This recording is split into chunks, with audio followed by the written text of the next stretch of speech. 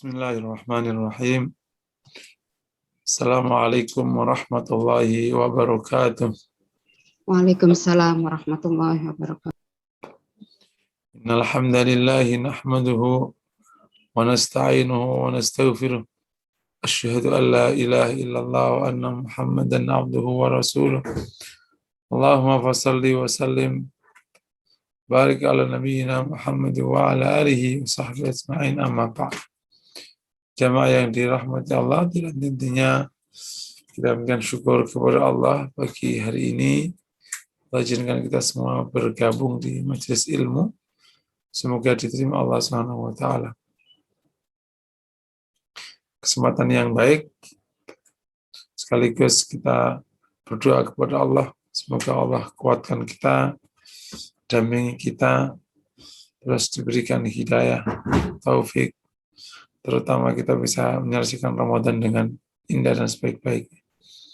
Lanjutkan materi, mohon izin, kita akan lanjutkan Syama'il Muhammadiyah atau Sifat dan Akhlak Rasulullah melalui buku Syama'il Muhammadiyah tulisan Imam Baghawi. Bisa dibesarin lagi.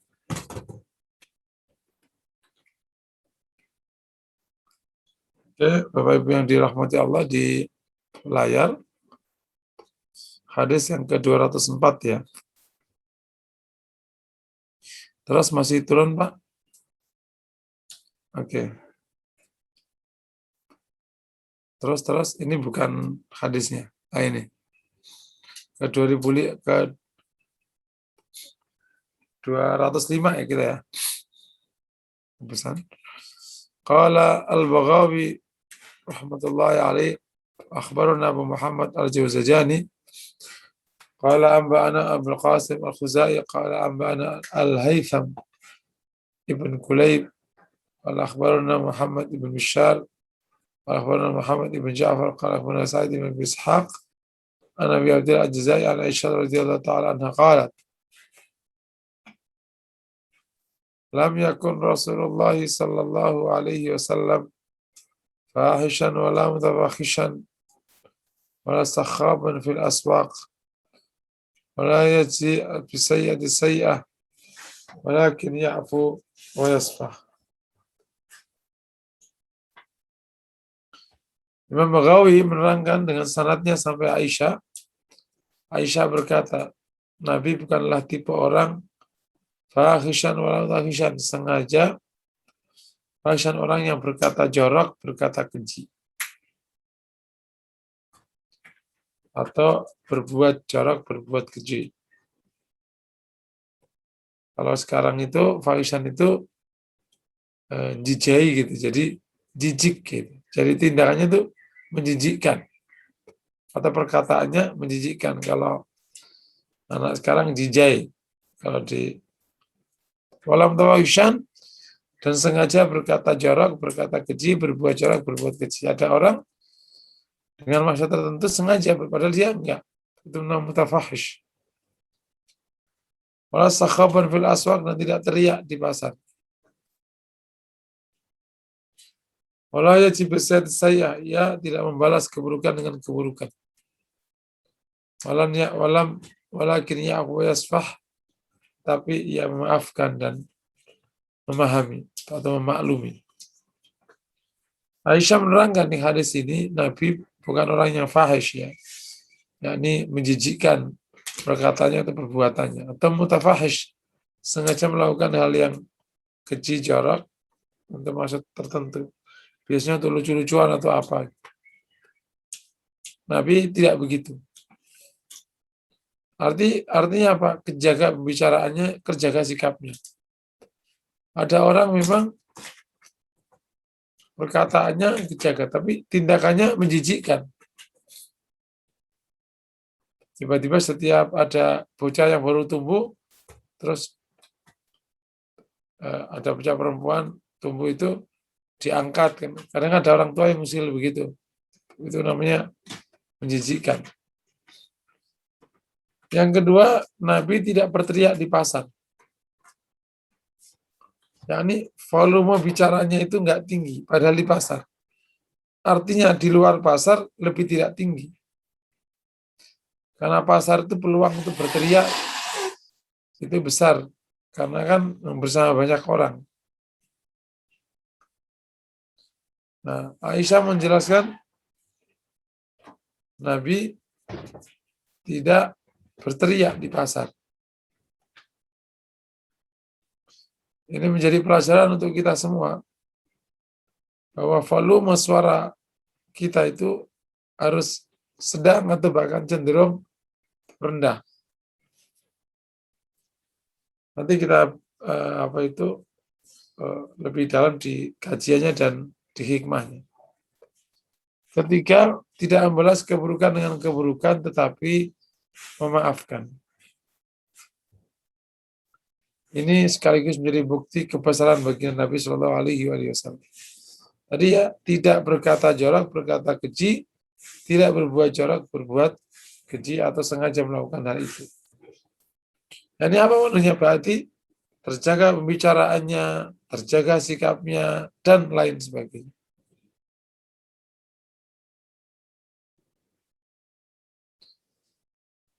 Yang kedua, Nabi tidak berteriak di pasar. Teriak di pasar ini menarik. Volume pembicaraan bangsa-bangsa itu menarik. Jika bangsa itu besar, bangsa besar ya, maka cenderung volumenya rendah. Dengan bahasa lain, jika masyarakat itu secara statusnya itu tinggi, biasanya pembicaraannya rendah volumenya. Tapi semakin rendah pendidikan orang atau status sosialnya, semakin tinggi suaranya. Nah, kita dapati yang sekarang tinggi suaranya preman, pasti tinggi suaranya. Yang suka bawa kendaraan, yang tinggalnya di terminal, gitu-gitu itu tinggi biasanya. Nah, di sini kita dapat pelajaran bahwa Nabi itu kalau dari sudut itu namanya elegan.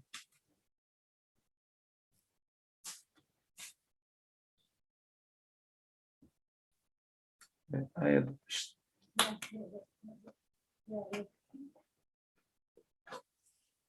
Jadi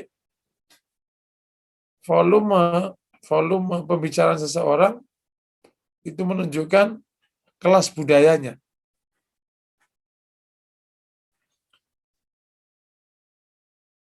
Kalau semakin tinggi kelas budayanya, semakin rendah volumenya. Tapi semakin rendah kelas budayanya, semakin tinggi suaranya. Yang menarik, suara kencang itu adanya di kelas bawah. Pendidikannya rendah, ekonominya rendah.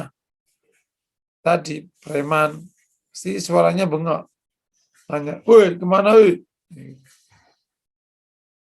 Nah, yang menarik, di kelas volume suara ini, yang dia ada di area suka tinggi, kalau ada perkara lebih penting harus butuh lebih tinggi lagi. Sampai suaranya habis. Tapi kalau di kelas budaya yang suaranya rendah, ada yang lebih penting, semakin rendah.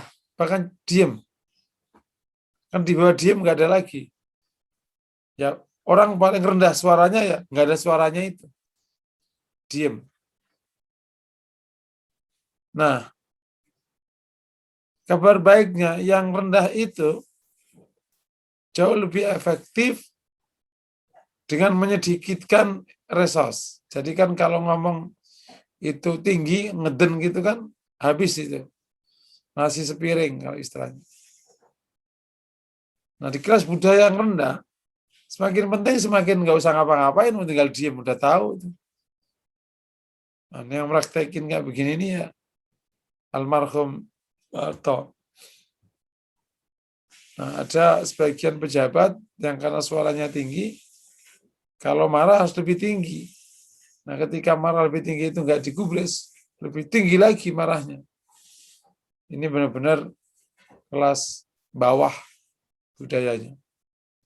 Meskipun dia status sosialnya tinggi, tapi status budayanya rendah. Dan kita diajarkan oleh Rasulullah untuk punya kelas budaya yang tinggi. Jadi kalau kita bayangkan Rasul itu ya elegan, terhormat, mulia gitu. Kan ada orang ngelihatnya aja, ini kayaknya nggak mulia gitu. Tapi ini tuh ngelihat Nabi itu, wah ini mulia gitu. Kayak ketata gitu. Saya suka nyebut Rasul itu kayak dicetak gitu. Ngomongnya ada cetakannya, pilihan katanya dicetak, dan seterusnya. Nomor 3, tidak membalas keburukan dengan keburukan. Ini butuh kebesaran hati untuk tetap berbuat baik di tengah masalah dukungan. Artinya sering orang terpaksa berbuat buruk karena terus diprovokasi buruk. Istrinya disakiti. Tentu Islam mengajarkan 2 hal di konteks ini. Membalas dengan persis sama atau dimaafkan.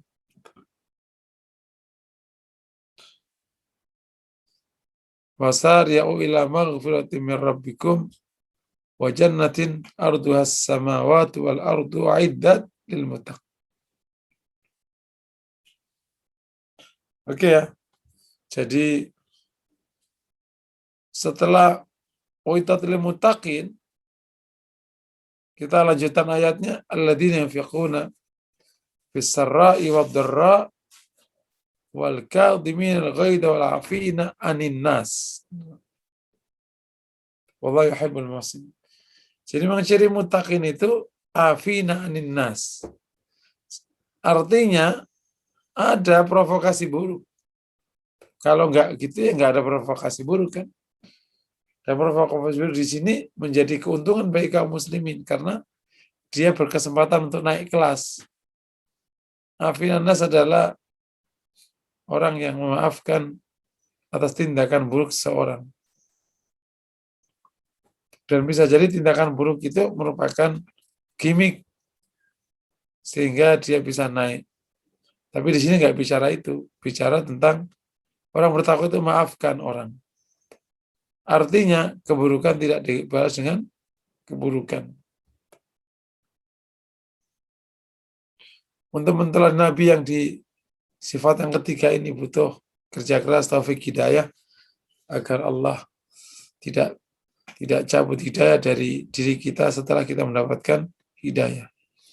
Wallahu a'lam. Kita lanjut hadis ke-26 ya. Mungkin mohon maaf.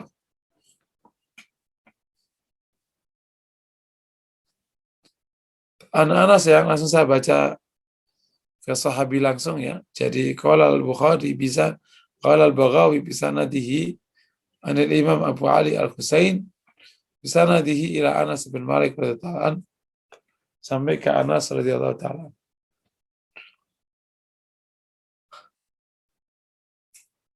Lam yakun Rasulullah sallallahu alaihi wa alihi wasallam. Tidak Nabi orang yang sababan, suka memaki. Wala fahasyan, tidak suka yang jorok-jorok. Wala mutafahishan. Mohon maaf bisa dikecilkan Pak, ada tag yang hilang, ketutup oleh gambar YouTube gambar on asip. Wala la'anan, dan bukanlah orang yang suka melaknat. Karena qaul ahadina indal ma'taba atau indal ma'tiba. Ia berkata kepada salah satu di antara kami ketika harus mengkritik atau ma'tiba itu mengkritik atau dalam tanda petik mencela. Bukan mencela yang buruk ya, mengkritik. Malahu tariba jabinuhu. Ada apa dengan dia? Tariba jabinuhu, kena tanah keningnya. Hadis ini simple, bercerita tentang akhlak Rasulullah yang sebagiannya udah di atas. Kata Anas, Nabi bukanlah tipe orang yang suka mencela, memaki, saban, bukan gitu. Nabi suaranya rendah, lembut, bahasanya teratur, ketemu siapa, tidak ketemu siapa, diatur. Nah, salah satu bentuk yang didapati para sahabat termasuk Anas, Nabi bukan tipe orang yang suka melaknat atau suka memaki ya. Jadi baik gitu. Wala fahasyan, dan tidak berkata jorok atau berbuat jorok. Wala la'anan, dan tidak tukang melaknati. Apa sih laknat? Laknat adalah terputusnya rahmat dari Allah. Ibarat orang ini tumbuh disertai atau didampingi Allah, senang. Kalau nggak senang ya Allah ganti kalian, ganti kita semua dengan wala la'anan ya, dan tidak memberikan dan tidak melaknat. Laknat itu apa sih? Terputusnya rahmat Allah. Orang tidak mungkin hidup tanpa rahmatnya Allah. Nah, laknat itu diputus rahmatnya Allah darinya. Nabi bukan tipe itu. Ini menarik. Kalau ada di antara sahabat yang harus dikritik, itu Nabi mengatakan kepada salah satu di antara sahabat yang tidak kena. Dengan mengatakan malahu tariba jabinuhu. Kenapa dia berdebuan keningnya? Jadi kan orang akhirnya, oh ya saya. Ini menjadi dasar bahwa orang boleh menasihati dengan cara memilih orang ketiga agar masuk. Karena kalau langsung malah ditolak.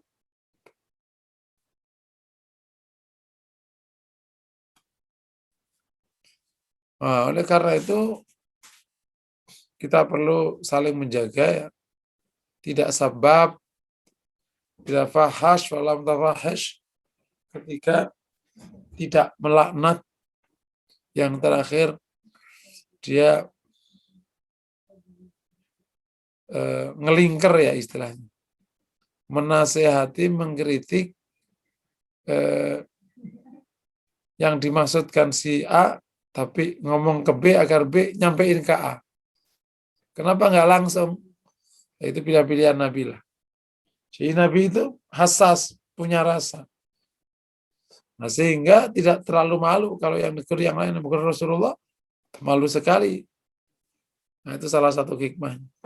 Hikmah kedua di konteks budaya ini, Nabi, memang budaya ngelingker itu baik pada konteksnya. Tidak perlu semua langsung. Kalau langsung malah tengkar, mendingan ngelingker.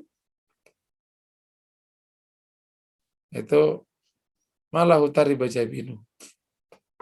Kita lanjut ya. Kalau atau ada pertanyaan dipersilakan, Bapak Ibu.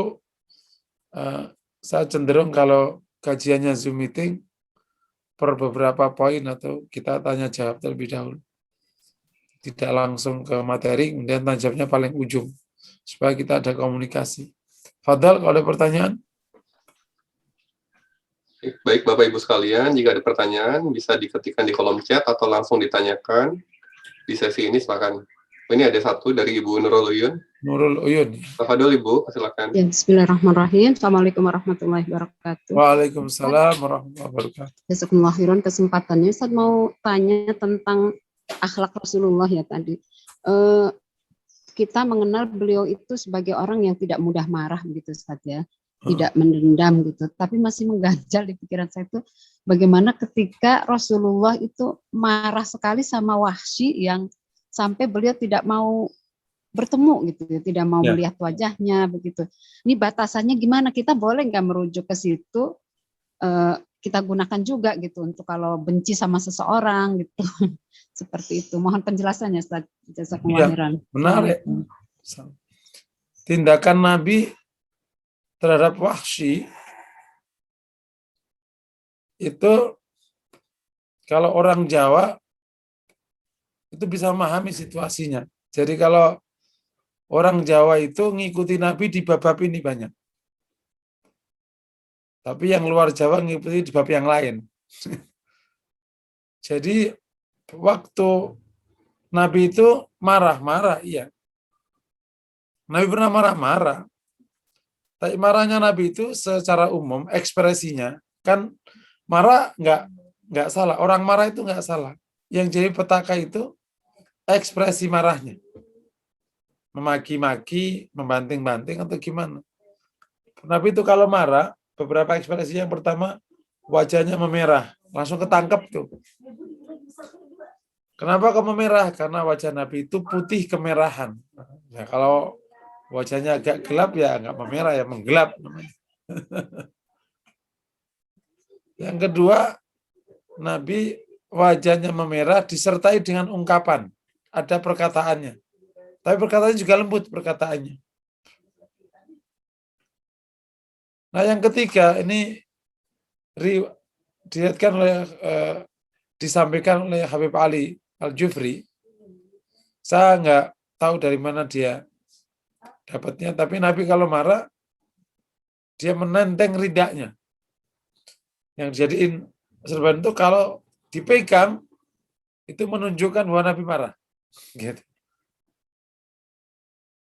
Itu kira-kira ekspresi marah Nabi. Tibalah yang terakhir ketemu Wahsy. Ini bisa jadi nomor 4. Nabi tidak mau melihat. Nah, Wahsy pada waktu dihadapkan ke Rasulullah, semoga tidak salah, Wahsy itu sudah masuk Islam. Kalau nggak salah. Sehingga ini menyulitkan Rasulullah. Sementara dia membunuh paman yang waktu itu menjaganya, tapi sekarang adalah umatnya. Nah, kesulitan itu diselesaikan dengan cara tidak melihat. Rasulullah SAW tidak marah urusan dirinya. Tapi marah kalau urusan agama. Wahsy membunuh Hamzah di perang Badar. Di perang Uhud. Ini bab tentang perjuangan dan tokoh pejuang. Kalau Nabi disakiti pribadinya, Nabi nggak apa-apa. Tapi kau menyakiti bukan Hamzah sebagai Hamzah saja. Tapi engkau termasuk punya kontribusi perang waktu itu akhirnya kalah. Jadi ini babnya sabilillahnya, bukan bab orang per orangnya. Qadarullah masuk Islam. Nah, jadi sulit bagi Nabi. Ayo istilahnya menempatkan Nabi di posisi sulit.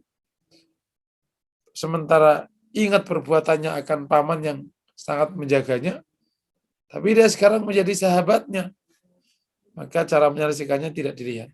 Dan itu benar. Kalau Anda tidak sanggup melihat sesuatu, paling gampang nggak usah ketemu. Istilah kata, kalau tidak ketemu itu baik, dan ketemu itu buruk, maka tidak ketemu lebih baik. Itu memang dalam konteks muamalah demikian. Merujuk ke siapa? Yang merujuk ke Nabi Shallallahu Alaihi Wasallam. Wallahu a'lam bishawab. Jazakallah Ustaz. Iya. Tafadhal. Baik, ada satu lagi dari Ibu Yuli, saya bacakan. Ya, Bu. Ya. Bagaimana untuk sifat-sifat yang merupakan bawaan dari lahir, Ustaz? Karena ada adat istiadat yang biasa bicara dengan keras, pemarah, dan lain sebagainya. Ya. Dan ini berlawanan dengan sifat Nabi. Mungkin dirasa agak sulit, Ustaz. Ya, yang pertama, pada dasarnya akhlak itu bisa dibangun. Bawaan itu ya, mirip gini aja deh. Namanya pohon, itu masing-masing punya kecenderungan, tingkat kemiringan, tingkat doyong. Nah, sebagai petani, dia harus memastikan pohonnya tidak miring, karena akan mengganggu yang lain. Caranya, dari kecil itu sudah dikasih tiangan di sampingnya, nanti lurus ke atas. Betul, orang itu punya bawaan. Ada yang cenderung lurus, miring. Tapi kita berkesempatan untuk kalau miring diluruskan dari kecil. Insya Allah berubah. Lalu terus dari mana buktinya? Lah itu para sahabat. Tidak ada kejahatan lebih buruk daripada kufur kepada Allah. Nah itu bisa masuk Islam, aku baik-baik. Dari kasar menjadi lembut. Ketika dibaca Quran menjadi nangis. Hal yang nggak pernah terbayang sebelum dia masuk Islam. Jadi kalau ada bawaan tinggal disesuaikan aja dengan sunnah Nabi, terus dilatih. Insya Allah, dengan insya Allah dapat. Allah alam bisawab. Baik, sepertinya sudah tidak ada, Ustaz. Oke, lanjut. Ya.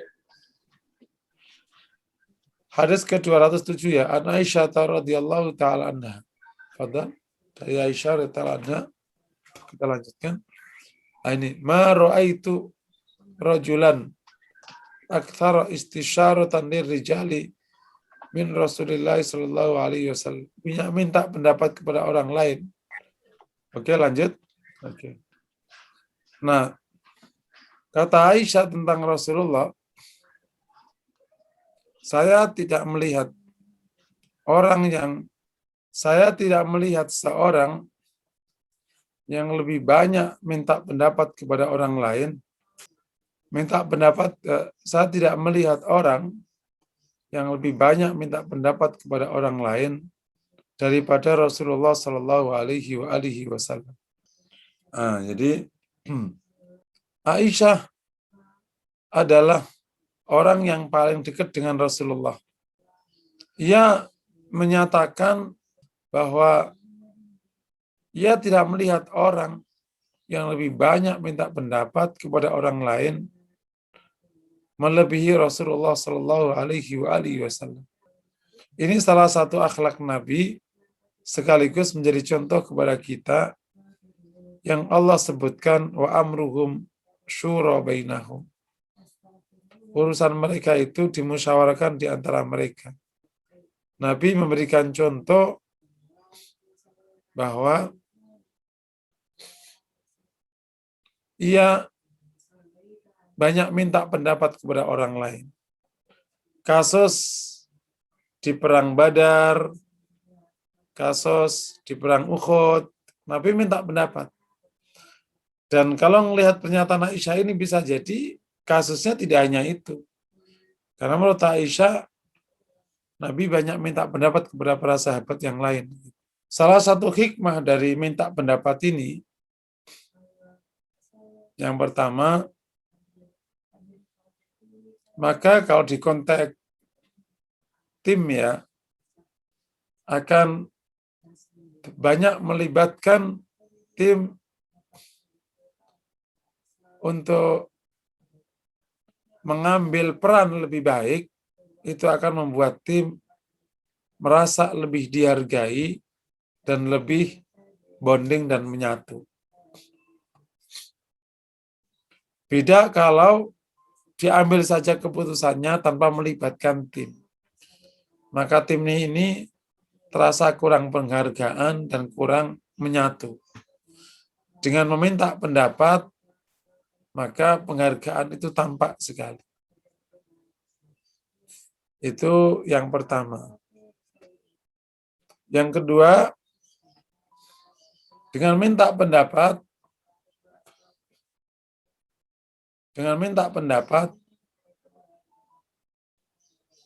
kita sedang ingin memahami opini dan pandangan masing-masing anggota. Posisi Rasulullah SAW yang sangat sentral, karena ia Rasul yang punya otoritas kebenaran, berikan contoh kepada kita agar bisa mendengar pandangan dan opini sahabatnya. Yakni kalau kita ya teman-teman untuk sebuah masalah. Dan ini membuat keputusan dianggap semakin lengkap inputnya. Makanya ada ungkapan ma khaba man istakhar wa ma nadima man istashar. tidak akan rugi bagi yang istikharah dan tidak akan menyesal bagi yang musyawarah.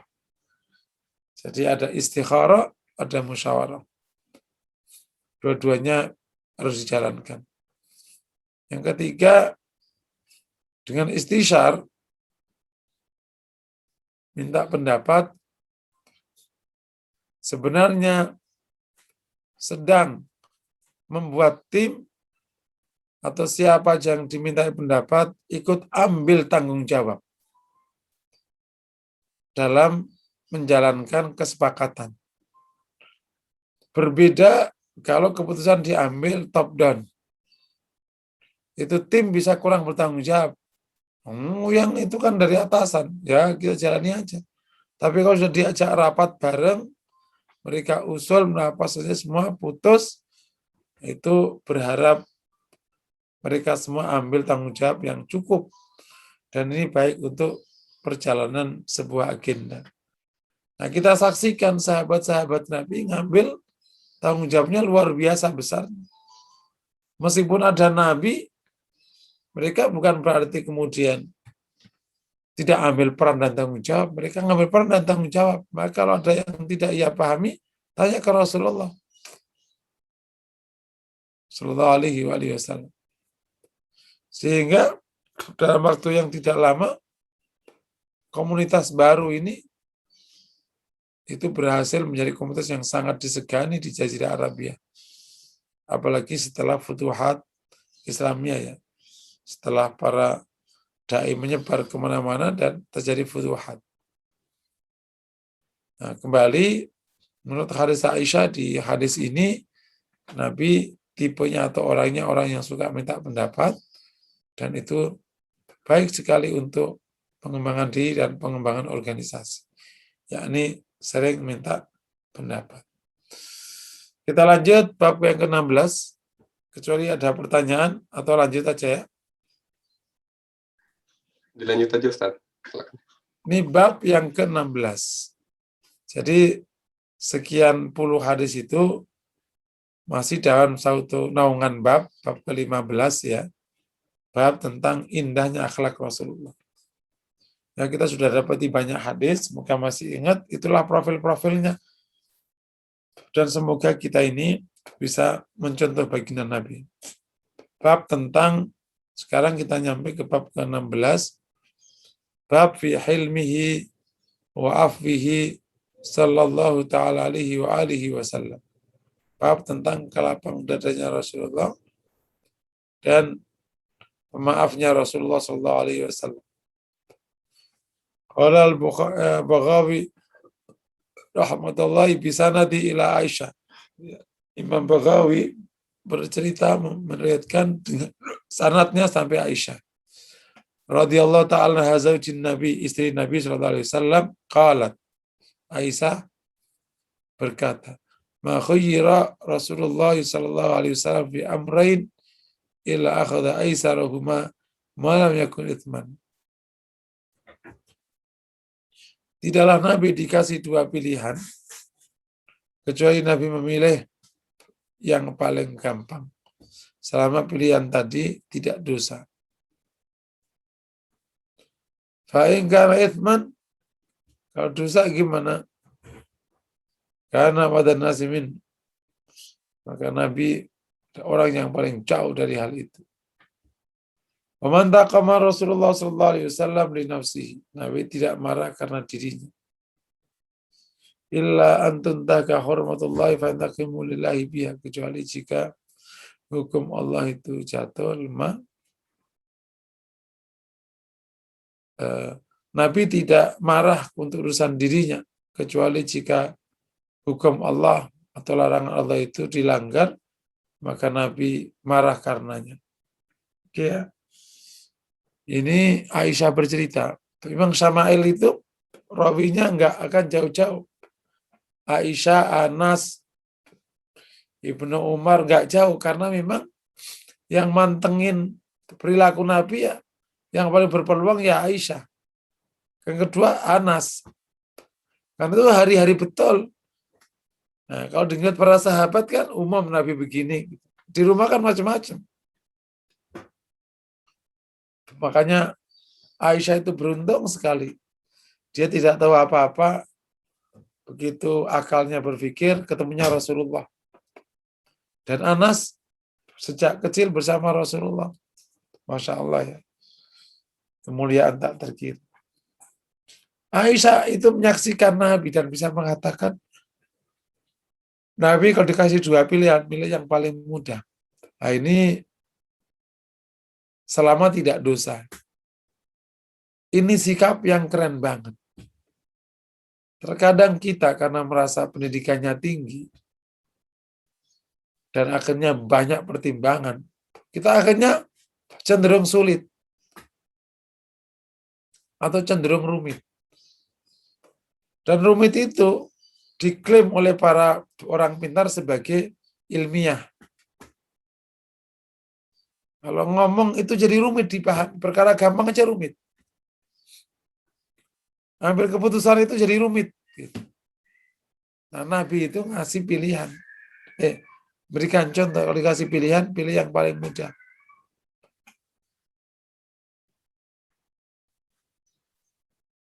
Makanya dalam penelitian leadership, yang berhasil jadi leader itu orang tengah. Yang kira-kira IPK-nya itu 2,7, 2,8. Atau maksimal 3. Kalau dia 3,8, 3,9 bagi 4, itu cenderung lama ngambil keputusan. Karena banyak pertimbangannya, bacaannya banyak. Nah, kalau di bawah 2,5, ini bukan kebanyakan bacaan. Ini nggak punya bacaan, sehingga nggak tahu apa-apa. Akhirnya nggak putus. Ya, kalaupun orang kayak gini jadi ya boneka. Berarti yang mutusin ya timnya. Nah, Nabi ngasih contoh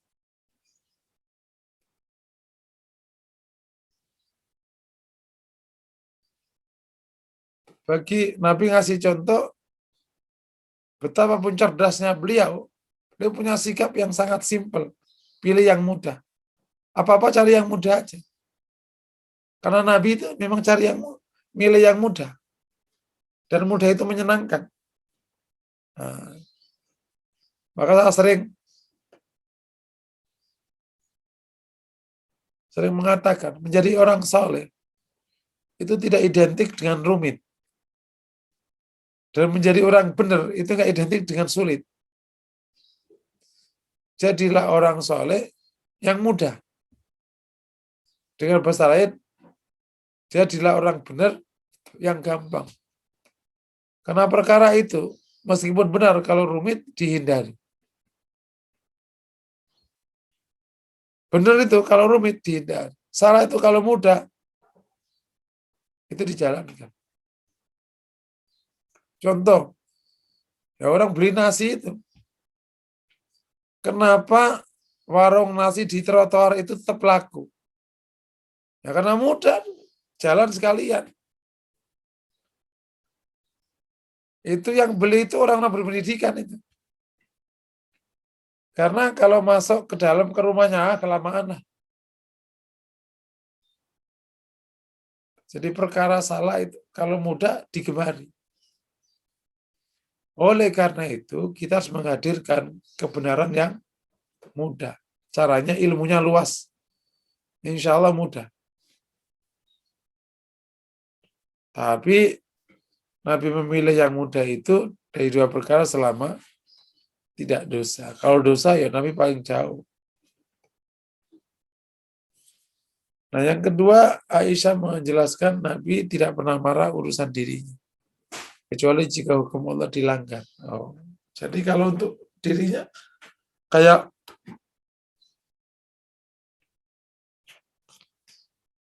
saat Rasulullah ditarik selendangnya oleh orang Badui, itu Nabi nggak kenapa-kenapa, karena urusan dirinya. Tapi begitu disuruh, I'dil ya Muhammad, nah, ternyata itu orang munafik, Nabi marah. Man ya'dil ilam akun adil. Siapa yang bisa adil kalau saya tidak adil? Karena sudah masuk wilayah sistem atau hukum. Karena Nabi membagi sebagai sebuah sistem, bukan Nabi personal. Nah, konteks ini kita perlu latih, kita baru bisa amarah kalau sistem yang dilanggar. Kalau dirinya mah gampang aja. Nah, termasuk tadi ada pelajaran betapa kita dianjurkan bersifat mudah dalam semua hal. Mudah ini membuat nyaman orang. Nah, karena ini benar, yang artinya tidak ada kenyamanan, ada syahwatnya, maka berikan berikan kebenaran yang mudah. Mungkin demikian. Kalau ada pertanyaan, dipersilakan. Kalau masih memungkinkan, fadhal. Baik, Bapak Ibu sekalian, sebelumnya mohon maaf atas kejadian tadi. Sudah dikondisikan, insya Allah sudah bisa ditangani. Ini kolom chat sudah kami buka kembali. Jika ada yang ingin ditanyakan bisa di kolom chat atau bisa langsung raise hand atau dibuka mic-nya, silakan Bapak Ibu.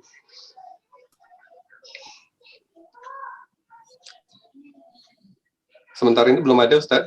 Belum ada? Oke. Iya. Ya.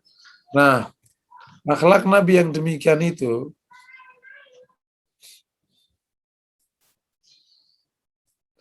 yang diangkat Aisyah, Nabi milih yang paling muda selama tidak dosa.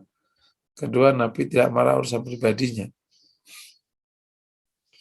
Meskipun ini yang mengatakan Aisyah, bukan Rasulullah langsung, tapi ini menggambarkan tentang Rasulullah. Nah, ini yang disebut dengan sunnah fi'liyah, perbuatan Nabi. Tapi sebenarnya ini bukan masuk perbuatan, tapi sifat. Makanya ulama hadis mendefinisikan hadis itu tidak sama dengan ulama fikih. Kalau ulama fikih fokusnya kan ke hukum. Jadi hadis itu ya apa saja yang dinisbatkan ke Nabi, baik perkataan, perbuatan, atau takrir, ketetapan. Kalau hadis ditambah atau sifat. Karena sifat itu bukan perbuatan, itu hal yang melekat. Gitu. Karena itu termasuk hadis. Baik sifat yang bersifat perilaku kayak begini ini, Nabi ngapain, atau sifat yang bersifat fisik. Nah, tentang wajah Nabi dan yang oleh Imam Baghawi dibahas mulai dari bab 1 sampai bab 14. Itu banyak terkait dengan fisik dan sifat-sifat fisiknya Rasulullah SAW. Nah, kembali jadi memilih mudah ini, kalau kita pelajari lebih dalam, itu hikmahnya banyak sekali. Namanya memilih yang mudah ya. Dan Nabi ini kan seorang Rasul yang akan jadi teladan dan panduan seluruh umat manusia. Nah, kalau dia sulit kayak apa? Karena mudah itu menarik orang. Profil Nabi begini ini mau disukai orang. Orangnya mudah kok, gak ribet. Gitu. Karena masih sedang berdakwah. Ini menjadi penting karena mudah itu menarik hati. Yang kedua,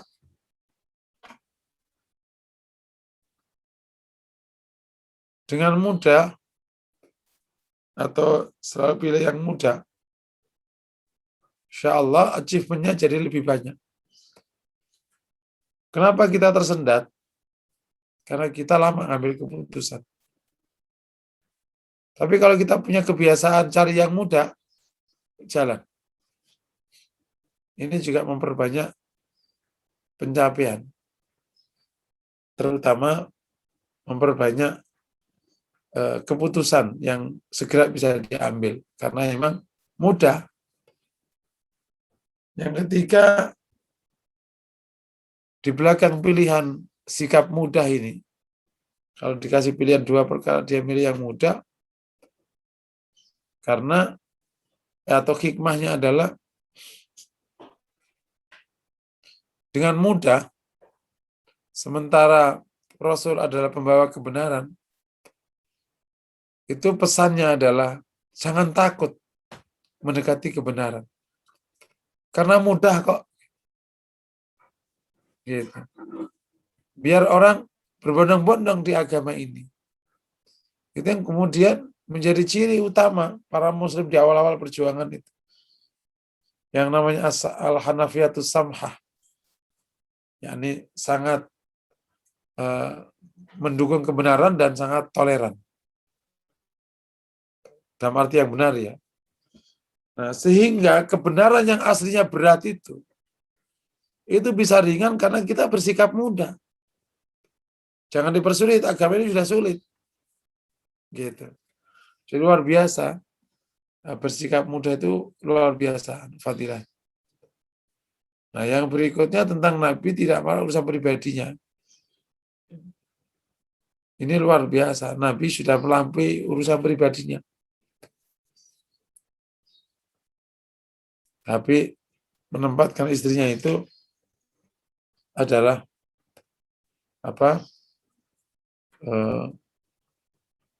tidak marah untuk urusan pribadinya. Jadi semakin tinggi seseorang, kelas seorang itu, dirinya semakin dalam arti tidak pada posisi menjadi konsentrasi dirinya. Karena kalau orang sudah dari posisi memimpin, dirinya masih menjadi perhatian, berarti belum selesai dengan dirinya. Nabi memberikan pelajaran untuk segera menyelesaikan dirinya, agar tidak marah karena dirinya. Karena akhirnya sangat subjektif ketika masih belum selesai dengan dirinya. Nah setelah itu, tapi Nabi marah kalau usulan hukum. Kalau di kita ya, kalau sistem dilanggar, beliau marah. Tapi kalau dirinya, ya enggak. Ini hikmahnya luar biasa. Bahwa menjaga sistem itu jauh lebih utamakan daripada menjaga diri sang pemimpin. Supaya tidak menjadi kepentingan pribadi yang di atas namakan kepentingan umum. Nah, kalau dibahasakan kan gitu. Wallahu a'lam. Silakan kalau ada yang bertanya.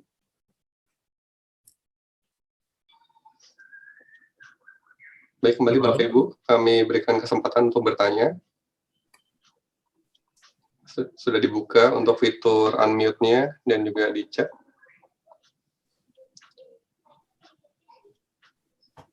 Mungkin pada keletihan malam harinya, Ustaz. Kurang tidur semuanya. Bisa jadi. Benar. InsyaAllah, semoga Allah terima amal kita semua ya. InsyaAllah. Ada raise hand itu siapa itu? Ibu Yuli, silakan Ibu. Oke, Fadal. Assalamualaikum warahmatullahi wabarakatuh. Waalaikumsalam warahmatullahi wabarakatuh.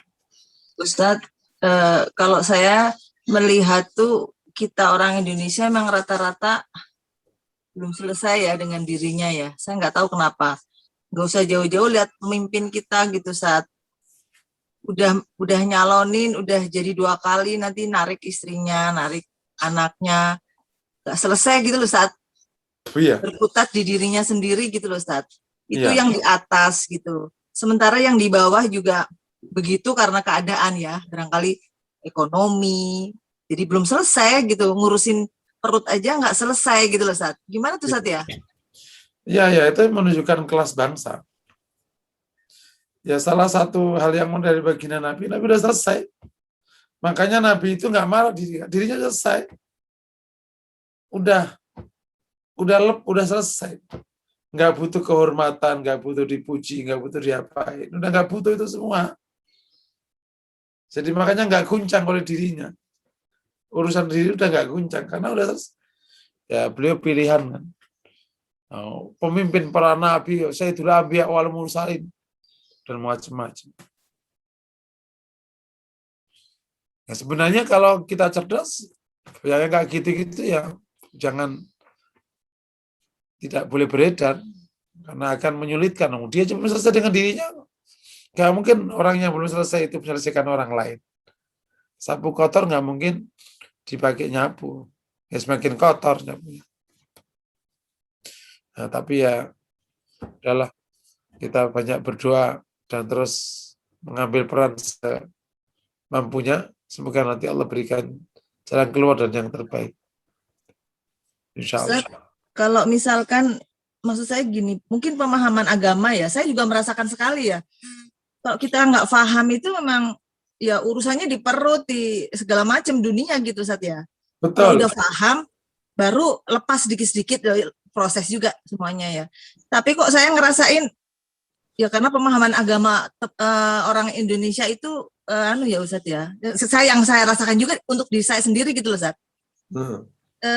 Gimana ya, karena belum paham gitu loh Ustaz. Jadi ya kalau dari situ udah ketahuan deh kayaknya agak sulit. Karena begini Ustaz, saya punya teman juga Ustaz ya. Bukan dari kalangan orang punya Ustaz. Tapi Masya Allah Ustaz, ya kalau sama dia nggak punya, tapi dia bisa aja tuh sodakoh gitu loh Ustaz. Sodakohnya bukan sama orang yang setara, dia sama yang lebih tinggi itu dia bisa dengan caranya dia. Mungkin cuma sesuatu aja lah yang nggak berharga, tapi karena tulusnya itu loh Ustaz. Jadi saya pikir dan beres semua anak-anaknya gitu loh. Saya pikir padahal dari kalangan begitu ya dijadikan sama Allah, ditunjukkan itu sebagai contoh gitu loh Ustaz. Sampai kadang-kadang Masya Allah. Jadi memang akhirnya kalau menurut saya agama tuh harus nomor satu banget gitu loh, dipahamkan, dijalankan. Ya Ustaz gitu Ustaz ya. Gimana Ustaz? Itu benar. Jadi agama itu kan sebenarnya kan panduan hidup kan. Kita aja yang atau sebagian orang menganggap agama itu adalah panduan akhirat. Agama itu panduan hidup. Lo nggak punya agama, lo nggak punya panduan, pasti lo belangsak lo. Karena memang agama itu disyaratkan oleh Allah untuk memandu kita hidup sepanjang hidup, ya baik di alam arwah, alam rahim. Cuman kenapa di dunia? Ya karena tempat dunia itu tempat beramal, makanya dikasih panduan. Di barzah dia apa? Tinggal hasil. Nah, kita bayangin orang hidup tanpa panduan gimana? Panduan mulutnya nggak ngerti, panduan emosinya nggak ngerti, panduan perutnya nggak ngerti. Panduan kan berarti kan nyelomot-nyelomot ya, pakai budaya, pakai apa. Gitu. Nah, begitu kita tahu agama, kita punya panduan hidup. Jadi panduan hidup dasar sekali. Makanya bersyukur kalau kita berkesempatan untuk belajar agama. Semoga Allah mudahkan. Ronald. Ya Ustadz, ini ada satu dari Pak Husairi di kolom chat. Saya bacakan. Afan di sini diskusi. Ada kisah seorang ayah tua melapor kepada Nabi bahwa dia miskin dan anaknya mampu tapi tak peduli dengan bapaknya. Lalu Rasul berkata, engkau bisa habiskan harta anak laki-lakimu karena itu adalah hartamu. Dan apa maksud dan makna dari kisah ini Pak Ustadz? Syukur. Ya, yang pertama sih kisah itu perlu diklarifikasi sahihnya. Meskipun ada sebagian maknanya itu dapat diterima. Secara umum sebenarnya, kalaupun tidak ada, nanti hadis itu, khusus hadis itu perlu diklarifikasi sahihnya. Tapi secara umum, memang demikian maknanya, bahwa seorang laki-laki tua yang sudah tidak bisa mencari nafkah, maka beban nafkahnya itu jatuh ke anak laki-laki.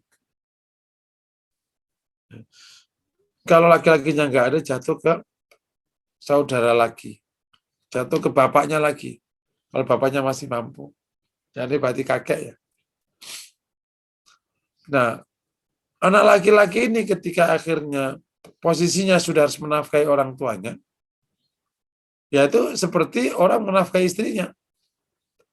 Jadi hartanya itu memang harus dipakai untuk menyelesaikan ibunya, bapaknya, istrinya, dan anak-anaknya. Itu maknanya.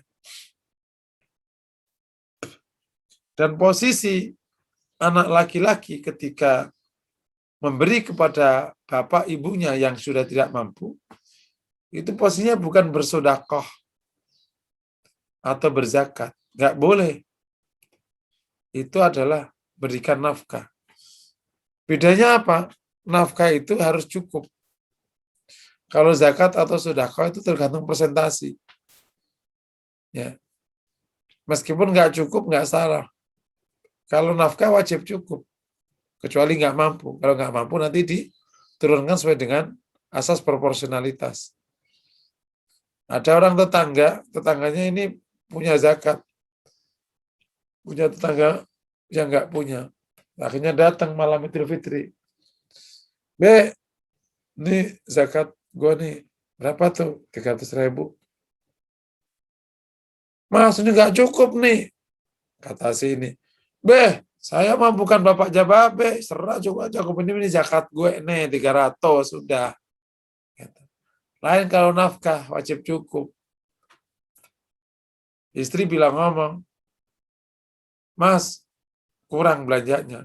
Lah, kan aku sudah keluarkan yang kewajibanku. Nggak bisa begitu.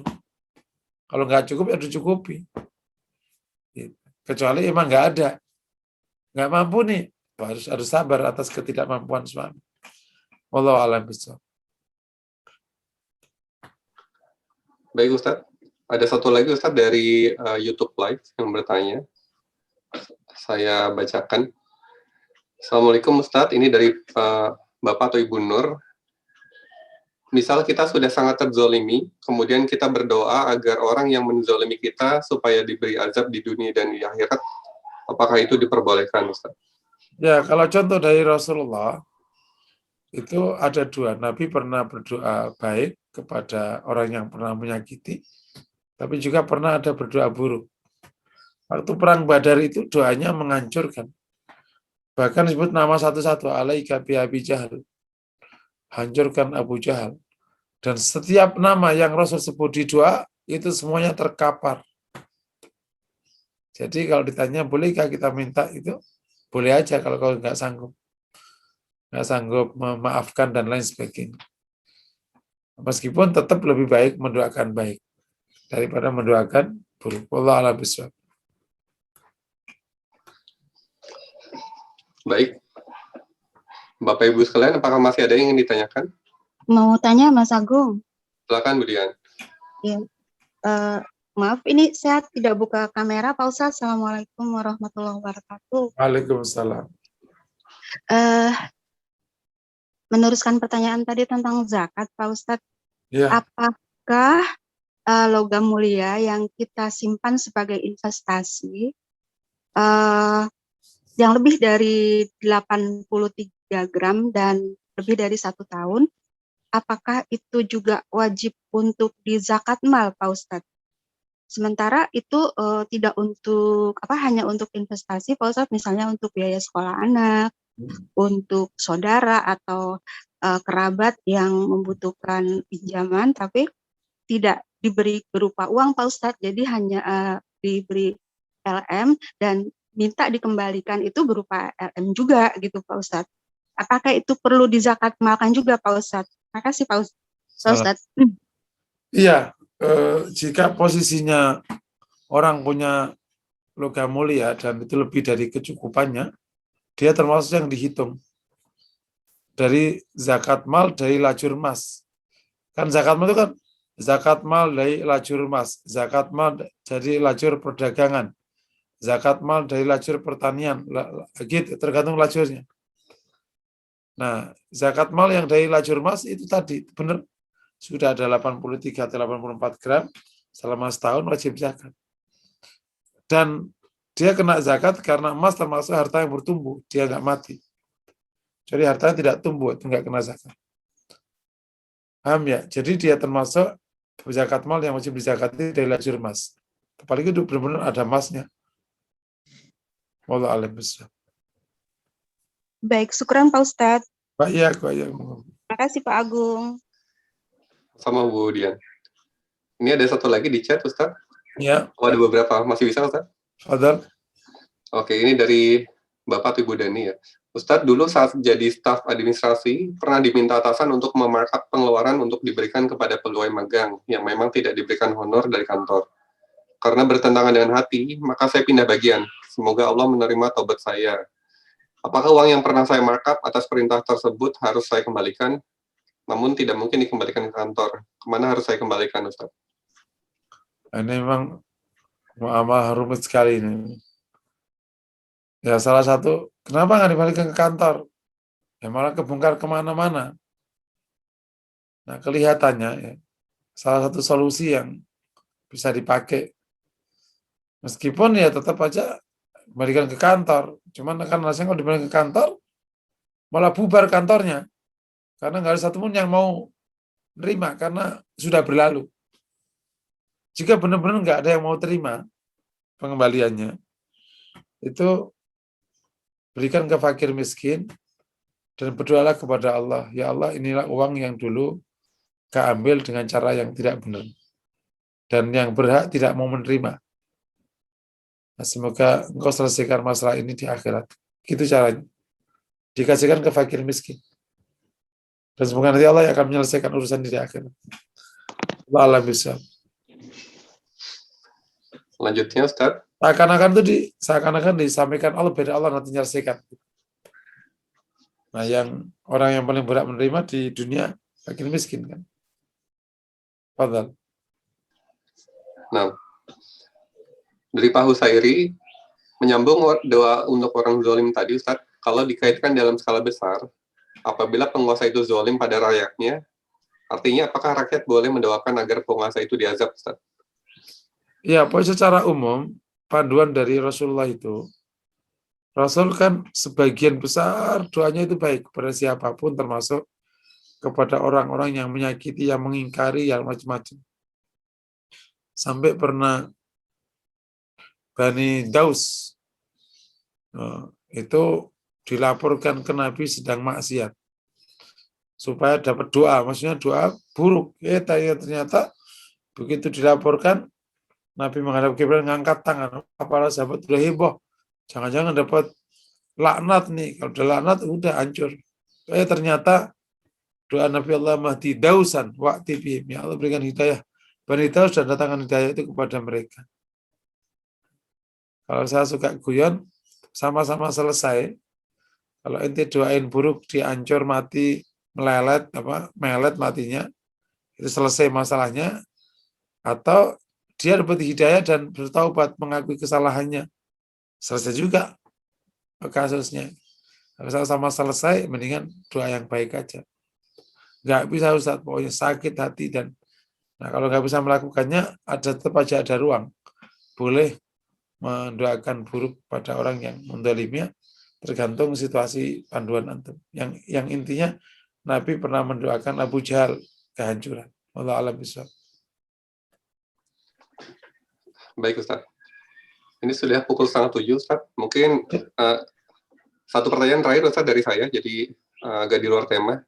Karena kita saat ini sudah di penghujung Ramadan, dan juga ada beberapa saudara kita yang beritikaf di masjid, dan ada juga yang tidak bisa karena keterbatasan situasi pandemi. Mohon tips dari Ustadz supaya ibadah kita bisa maksimal Ustadz di hari-hari terakhir ini. Ya, yang pertama, kalau berkesempatan kemarin dengerin khutbah saya di Masjid Cinere itu, pas itu, khutbah saya itu, judulnya Akhir Ramadan yang Indah. Nah, akhir Ramadan yang indah itu isinya 3.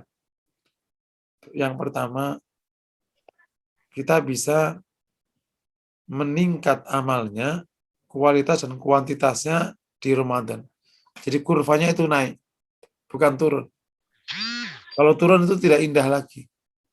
Decline akan malah kontraproduktif. Yang kedua, kita telah memasuki wilayah mahabbah dalam ibadah. Tidak membayangkan ibadah sebanyak ini, terutama di malam, tanpa dorongan mahabbah. Kecuali nanti menyisakan keberatan. Makanya nanti ada yang bersyukur, alhamdulillah Syawal bebas. Itu berarti dia ibadahnya tidak ada rasa cintanya. Itu ibadahnya atas nama beban. Masukilah wilayah mencintai Allah. Nanti akan beda. Kenapa para salafus saleh itu nangis kalau ditinggal Ramadan? Karena mereka kehilangan kebahagiaannya. Kalau bahasa lapang, ekstasi spiritualnya hilang. Nah, dia nangis itu. Saking bahagianya. Jadi ada ekstasi spiritual. Ketagihan spiritual. Gitu. Yang enggak mudah dapati di luar Ramadan. Gitu. Nah, itu ya dapatkan. Itu tadi perlu memasukkan bab mahabbah dalam menjalankan ibadah di ujung Ramadan. Yang ketiga, ya dengan izin Allah, jika kita bisa ketemu Lailatul Qadar. Itu indah sekali itu. Khairun min alfi syahr. Maka jangan dianggap remeh. Insya Allah kalau begitu cara menyelesaikannya, ampunan Allah akan dapat dan takwa akan dapat, berarti barokahnya berlimpah, insya Allah. Nah, tipnya agar bisa memenuhi 3 ini, tipnya adalah yang pertama, nata niat di ujung kayak gini. Nata niat itu ayo niat, jangan melemah. Yang kita sembah itu Allah. Nah gitu, itu namanya nata niat. Karena terkadang kalau niat nggak kuat, godaannya banyak itu. Yang diajak makan di luar, yang diajak belanja, yang diajak ngerapiin rumah karena mau lebaran. Nah, banyak rumput kayak gitu, ya sudahlah. Itu lama-lama akhirnya kehilangan fokus lagi, itu nata niat. Kedua, tipnya adalah agar kita bisa mengikatkan diri dengan situasi yang mendorong kita. Nah, sekarang yang paling mungkin i'tikaf. Insya Allah kalau di masjid lebih baik daripada di rumah. Karena situasi di masjid mendorong engkau berbuat baik. Qiyamul lail atau tilawah atau sejenisnya. Akan memudahkan. Yang ketiga, minta dukungan keluarga. Membuat komitmen bersama di antara suami istri untuk saling menguatkan. Nah, komitmen ini insya Allah akan memudahkan kalau ada salah satu yang justru turun di akhir Ramadan. Ya, dibangunkan, yaudah nggak apa-apa lah, Mama nggak usah nyiapin sahur, kita catering aja. Nah, itu juga bagian dari penguatan. Jadi supaya saling mendapat. Wallahu a'lam bishawab. Syukur Ustaz. Ustaz, ini ada satu lagi dari jamaah yang raise hand, Bu Tuti Siasadi. Fadal. Silakan Bu. Iya, terima kasih. Assalamualaikum Ustadz. Waalaikumsalam warahmatullahi wabarakatuh. Fadal Bu. Saya mau menanyakan kebiasaan pada hari raya Idul Fitri ya Ustadz ya, seperti itu sungkeman yang sudah turun-menurun. Untuk saya sendiri itu masih saya jalankan kepada anak-anak saya. Yang ingin saya tanyakan itu sesuai dengan ajaran Islam apa tidak? Yang dimaksud sungkeman ini yang kami lakukan ini selalu misalnya seorang suami duduk, kami betul-betul sungkem di pahanya itu. Demikian juga nanti setelah saya sungkem sama suami, anak-anak saya juga pada sungkem ke saya seperti itu. Dengan mohon maaf dan kita saling memaafkan. Nah itu perlu apa tidak? Kalau emang tidak perlu berarti harus saya hilangkan. Tapi kalau masih perlu mau saya teruskan. Terima kasih Ustadz. Enggak, ya sebenarnya ini budaya baik. Kalau aslinya sih, kalau kita lihat dari budaya Rasulullah dan sahabatnya dalam konteks Idul Fitri yang nggak ada sungkeman, kan nggak ada budaya itu di Arab. Oh iya. Iya. Kalau minta maaf ya gentle aja, samyahna, selesai sudah. Karena memang budayanya beda, nggak pakai bosa basi nggak ada gitu. Nah, jadi kalau orang salah minta maaf seketika, nggak perlu nunggu Idul Fitri. Budaya minta maaf ini kan muncul belakangan aja. Setelah terjadi di sebagian negara Arab nggak ada budaya minta maaf. Budaya makan bareng. Karena minta maaf itu include di setiap kejadian. Jadi nggak nunggu akhir tahun, gitu nggak nunggu. Jadi mereka punya budaya terbuka kan, kalau salah minta maaf.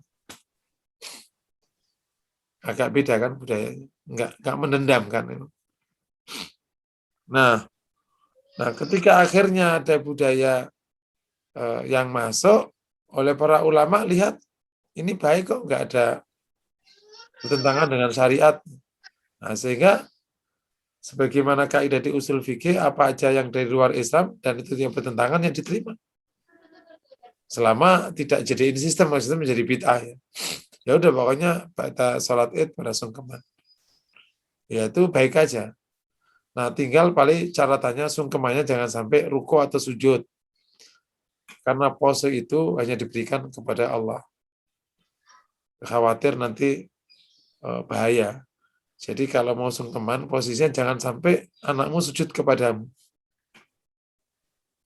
Jadi kalau saya usulkan yang paling bagus, ibunya di kursi. Karena kalau ibunya lesehan, nanti bisa sujud itu. Tentu masalah pose ini debatable. Tetapi kalau melihat doa-doa yang diajarkan Nabi, itu sujud itu hanya untuk Allah. Allahumma laka roka'tu, Allahumma laka sajadtu, ya Allah, hanya kepadamu saya rukuk, hanya kau saya sujud, sujud ke orang lain. Kan nggak boleh. Jadi posenya mohon dipertimbangkan, jangan sampai rukuk atau sujud. Jadi ibu di kursi, anaknya di bawah, kan akhirnya cuma di bawahnya aja. Gitu. Tapi kalau ibu di lantai, anaknya turun, yaitu benar-benar kan, kayak sujud jadinya. Jadi bagusnya ibu di tempat kursi. Nanti anaknya di bawahnya, tinggal begitu. Itu budaya baik aja, bisa diikuti. Wallahu a'lam bishawab. Ya, syukron Pak Ustadz. Iya. Ustadz, ada lagi Ustadz? Boleh Ustadz di chat? Oh gitu. Iya. Ini dari Ibu Rita. Jika tabungan di bank syariah setiap bulannya sudah dipotong zakat dari nisbah atau dari hasil pengembangan, bagaimana cara penghitungan zakat dari pokoknya? Apakah dari selisih saldo tahun ini dan tahun sebelumnya atau bagaimana Ustaz?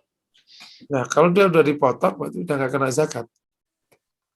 Cuman yang jadi masalah tadi, kenapa yang zakatnya kan cuma untungnya, bukan pokoknya. Nah itu. Karena kalau zakat itu pokoknya. Jumlah kekayaan kita itu. Jadi selama kekayaan kita itu tumbuh, maka selama itu pula kena zakat. Gitu. Dan yang menarik memang, tumbuhnya kekayaan biasanya di atas persentase zakat. Orang punya apa? Gitu. 20% per tahun. Zakat 2,5%. Berarti kan memang masih ada 17,5%. Gitu. Itu sudah kayak Allah tetapkan gitu. Makanya kalau nggak tumbuh, nggak kena zakat. Allah a'lam bishawab. Tapi Ustaz, Nah, mungkin bisa kita akhiri Ustaz. Mohon dibantu tutup dengan doa Ustaz. Bapak Ibu yang dirahmati Allah, sudah jam 7 kurang 15 menit. Mari kita akhiri majelis ini dengan sama-sama berdoa. Semoga Allah kabulkan doa kita. Astagfirullahaladzim. Alhamdulillahirabbil alamin. Alhamdulillah syakirin. Allahumma shalli wa sallim ala sayyidina Muhammad wa ala alihi wa sahbihi ajma'in. Allahumma ighfir lana wa tub alaina innaka antat tawwabur rahim. اغفر لنا ولوالدينا وارحمهم كما ربونا صغارا اللهم آت نفوسنا تقواها وزكها أنت خير من زكاها اللهم وفقنا لاقتداء النبي وفقنا لاقتداء رسول الله وفقنا لاقتداء رسول الله صلى الله عليه وسلم واجمعنا معه في جنتك جنات النعيم اللهم آت نفوسنا تقواها اللهم آتنا من لدنك رحمة اللهم آتنا من لدنك فضلا آتنا من لدنك رزقا اللهم افتح لنا أبواب رحمتك وفضلك وجودك ورزقك وكرمك برحمتك يا أرحم الراحمين ربنا آتنا في الدنيا حسنة وفي الآخرة حسنة وقنا عذاب النار والحمد لله رب العالمين. Alhamdulillahirrahmanirrahim. Jazakallah khair kepada Ustadz untuk sharing ilmu yang sudah diberikan pagi ini. Semoga ada manfaatnya untuk Bapak Ibu jamaah sekalian. Dan jazakumullah khair untuk kebersamaan Bapak Ibu sekalian di kajian ini. Semoga mendapatkan manfaatnya. Mari kita tutup bersama kajian ini dengan doa kafaratul majelis. Subhanakallahumma wa bihamdika asyhadu an la ilaha illa anta astaghfiruka wa atubu ilaik. Assalamualaikum warahmatullahi wabarakatuh.